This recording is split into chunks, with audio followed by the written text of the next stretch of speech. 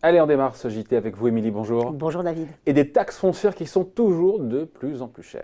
Et oui, c'est la conclusion de la Direction générale des collectivités locales qui s'est penchée sur l'évolution de la fiscalité locale entre 2011 et 2018. Résultat, la taxe foncière a augmenté en moyenne de 3,1% par an pour s'établir en 2018 à 495 € par habitant.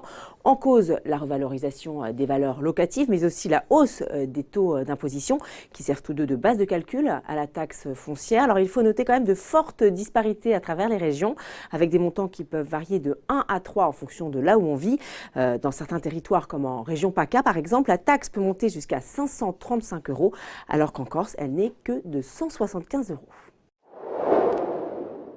On poursuit avec le fisc qui pourrait bien mettre son nez dans les transactions immobilières. Et oui, parfois vendeurs et acheteurs ont intérêt à s'entendre pour minimiser le prix officiel d'un bien, pour payer moins de taxes, les droits de mutation par l'acquéreur par exemple, ou encore l'impôt sur la plus-value pour le vendeur.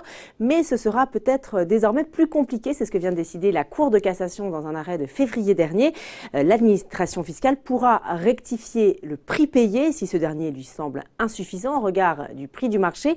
L'acte devra désormais mentionner la valeur vénale du bien en fonction de l'état actuel du marché par le jeu de l'offre et de la demande.